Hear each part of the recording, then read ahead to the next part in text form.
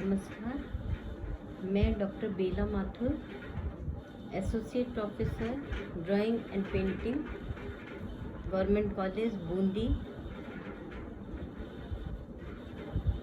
आज मैं आपको बता रही थी कि आधुनिक कला की जो शुरुआत है उसमें किस तरह से कलाकारों ने अपना सहयोग दिया और कला के क्षेत्र में नए आयाम स्थापित किए। पूर्व में मैंने आपको बताया अपने पहले वीडियोस में कि आधुनिक कला का जन्मदाता सेजा को माना जाता है।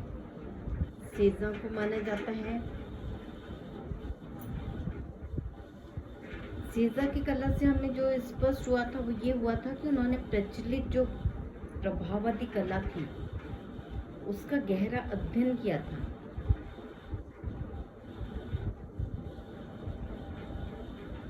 और जो शास्त्र शुद्ध कला है उससे प्रेरणा लेकर आधुनिक कला शैली को जन्म दिया। और जो कला का रूप है उसमें भी परिवर्तन होते रहना चाहिए। कला के इतिहास में समान रूप कल्पनाएं पुनर्जीवित होती हैं और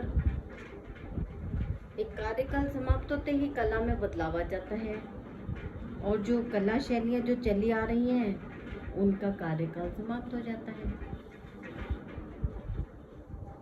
जैसे वर्तमान में ही आप देख लीजिए कि जब 21वीं सदी के लोग हैं उनका सोच अलग है, उनका पहनावा अलग है, उनका रहन सहन अलग है। हम अगर 15-20 साल पहले भी देखें, बहुत ज़्यादा दूर जाने की ज़रूरत नहीं है, तो आप देखिए कि करीब 20 साल में बहुत बदलाव आ जाता है, उनके सोच में बदलाव आ जाता है। तो आप सोचिए अगर ऐसा है तो कला शैलियों में बदलाव आना या चित्रकला का भी आधुनिकता की ओर अग्रसर होना निश्चय ही जरूरी भी है।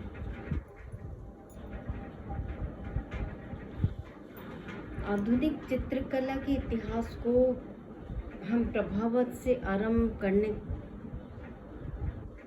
का जो कारण है वो ये मानते हैं कि आधुनिक चित्रकला की कुछ विशेषताएं इतने स्पष्ट रूप से सर्वप्रथम प्रभाववाद में ही प्रतीत होती है।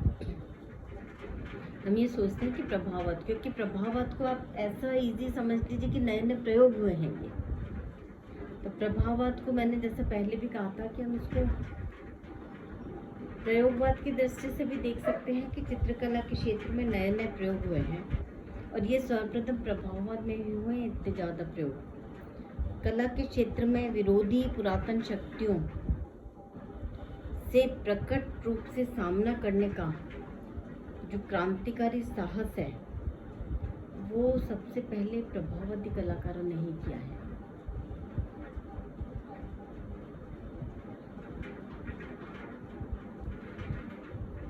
प्रभाववाद के साथ कलाकारों की कला के प्रति धारणाओं में स्पष्ट परिवर्तन हो गया। स्वयं का जो सोच था, जो विचार थे, आकार प्रकारों के प्रति जो बदलाव आने थे वो सब प्रभाववाद में बहुत स्पष्ट रूप से आ गया है। और प्रभाववाद में ये जो पुरानी जो चली आ रही धारणाएं थी कला के प्रति, ये सब परिवर्तित होकर सामने उभर कर आई हैं और स्वतंत्र रूप से विचार करके निजी कला की दिशा को निर्धारित करने के कलाकार के अधिकार को प्रस्थापित किया गया है इसमें। अब क्या है कि कलाकार जो है, नवीन कलाकार, प्रभाववादी कलाकार, वो कला को केवल समाज सेवा या अर्थार्जन का साधन मानने के बजाय आत्मिक अभिव्यक्ति का माध्यम मानने लगे। जैसे मैंने पहले भी आपको बताया था कि कला एक तो आत्मा की अभिव्यक्ति है, जो आपने महसूस किया, जो आपने समझा, जो आपने देखा उसको अपने विचारों के अनुसार ढाला, आपका जो अपना सोच था आपने वो उसमें परिवर्तित किया, आपकी जो कल्पनाएं थी उसका समावेश किया, आपके मन में जो आकार जन्म ले रहे थे उसको आपने कला में ढाल दिया, और जो आपकी मनोभिव्यक्ति थी उसी को आपने चित्रतल पर अभिव्यक्त कर दिया। तो ये तो हुई आपकी अपनी अभिव्यक्ति, आपकी कला के प्रति अभिव्यक्ति, जो कि प्रभाववादियों ने किया है। और उन्होंने कला को सिर्फ अर्थार्जन यानी कि धन कमाने का साधन ही नहीं माना है, जबकि अपनी आत्म जो अभिव्यक्ति थी आत्मा की उसको इन्होंने कला में जोड़ दिया है।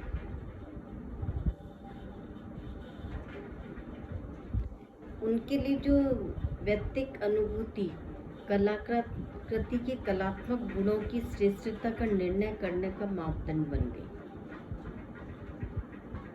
कला के संबंध में कलाकारों में आपसी वाद विवाद होने लगे। देखिए, जब भी कोई नया काम करते हैं, आप किसी भी क्षेत्र में देख लीजिए, मैं ये नहीं कह रही कि चित्रकला के क्षेत्र में भी, आप किसी भी क्षेत्र में जब भी कुछ नया काम करने लगेंगे तो आपको लोगों से वाद विवाद करना पड़ेगा। जरूरी नहीं है कि एक बार में कोई भी बात अगले को समझ में आए। धीरे धीरे वो जो आपकी आत्मा की अभिव्यक्ति है, अनुभूति है, उसको लोग महसूस करने लगेंगे और उस चीज़ को या उस कला को स्थायित्व प्राप्त होने लगेगा। समाज विमुख होकर भी कलाकारों ने अपनी निराली दुनिया बसाई। आधुनिक कलाकारों ने जब भी कुछ काम करेंगे, नया काम, नई सोच, नए विचार, आधुनिकता का समावेश, तो नेचुरली एक प्रोसेस होता है कि समाज उसको ग्रहण नहीं करता है।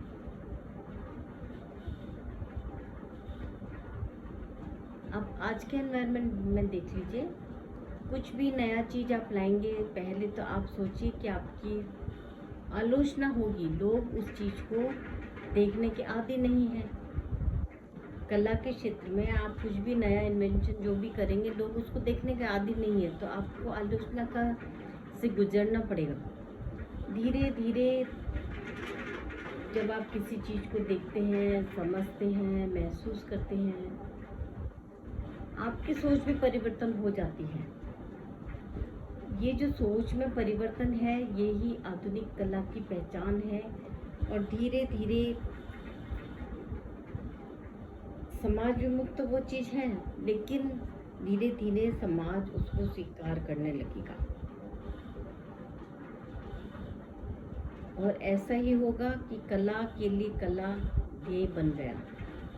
आधुनिक कलाकारों का कला के लिए कला एक ध्येय बन गया।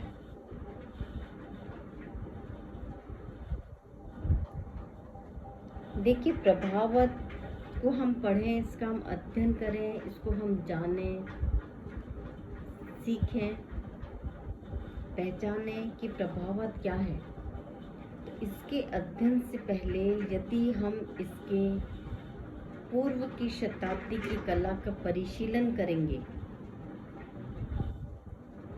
तो सही रहेगा, क्योंकि मैंने पहले भी अपने वीडियोज़ में बताया कि हमें किसी भी कला के अध्ययन करने से पहले उसकी पूर्व पीठिका को जान लेना या पूर्व में क्या था उसको जान लेना बहुत ज़रूरी है।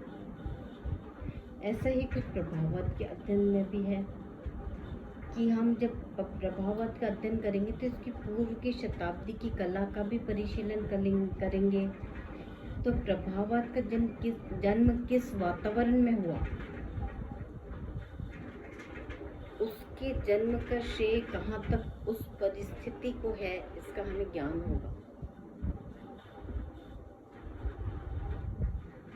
पूर्वगामी जो कलाओं के परिशीलन से अध्ययन के लिए आवश्यक तुलनात्मक दृष्टिकोण अपनाएंगे, जिससे प्रभाववादी कला में कौन से नवीन क्रांतिकारी तत्व थे ये जानना, समझना, पहचानना,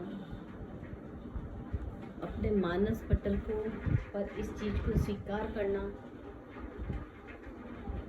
ये हमारे लिए बहुत सरल हो जाएगा। क्योंकि जब प्रभाववाद का जन्म हुआ तो नेचुरली बहुत सारे कुछ नवीन क्रांतिकारी तत्व ऐसे थे जिनको हमें समझना बहुत आवश्यक है। पूर्व पीठिका या पूर्व के दिनों का, पूर्व शताब्दी की कला का अध्ययन करने से हमें ये बात स्पष्ट रूप से दृष्टिगोचर हो जाती है। देखिए 18वीं शताब्दी के मध्य तक फ्रांस में किसी राष्ट्रीय महत्व की कला का निर्माण नहीं हुआ था। 18वीं शताब्दी के मध्य तक फ्रांस में किसी राष्ट्रीय महत्व की कला का निर्माण नहीं हुआ था।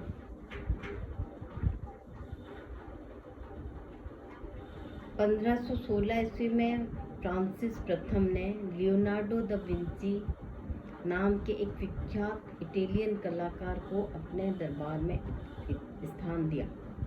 लियोनार्डो दा विंची का नाम तो आपने सुना होगा, बहुत फेमस आर्टिस्ट हैं,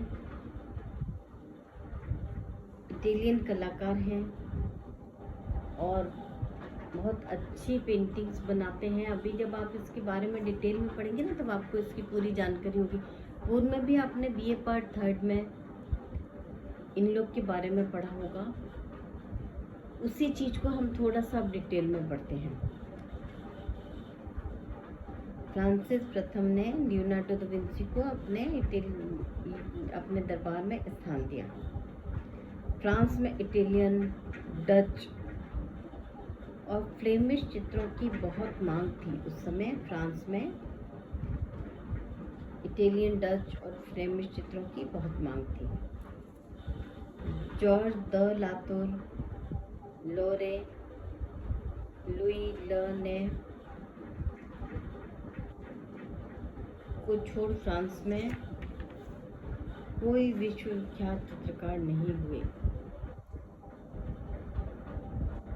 पुल्स भी थे इसमें। इनमें से लोरे और पुल्स ने इटली को अपना निवास स्थान बना लिया। जॉर्ज द लातुर ने ईसा के जीवन की घटनाओं को कृत्रिम छाया प्रकाश दिखाते हुए बड़ी कुशलता से चित्रित किया। जॉर्ज द लातुर ने ईसा के जीवन की जो घटनाएं थी उन्हीं को ही ज़्यादा चित्रित किया। और इन्होंने क्या नवीनता कैसे लाई, इन्होंने कृत्रिम छाया प्रकाश का प्रभाव दिखाया।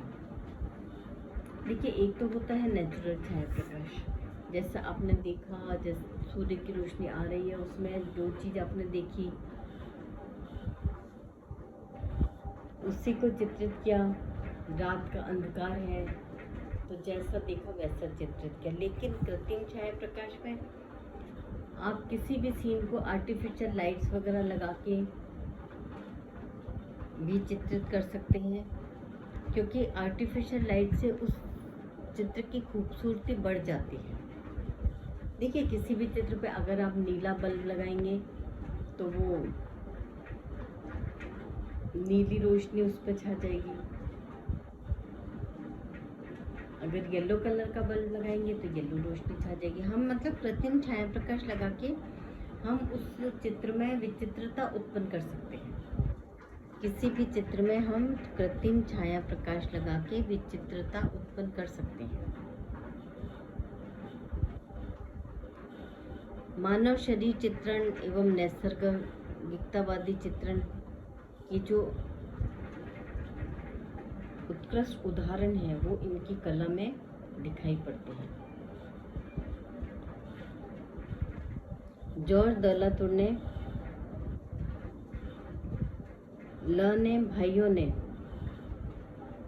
किसान के जीवन को परिणामकारक यथार्थवादी शैली में चित्रित किया। उसकी कला पर रैफेल का स्पष्ट प्रभाव है। चित्रकार को हम मौलिक प्रतिभा के कलाकार नहीं मान सकते, किंतु उन्होंने पुनर्जागरणकालीन इटालियन कला का गहरा अध्ययन कर शास्त्र शुद्ध शैली का पूर्ण विकास किया है। धन्यवाद।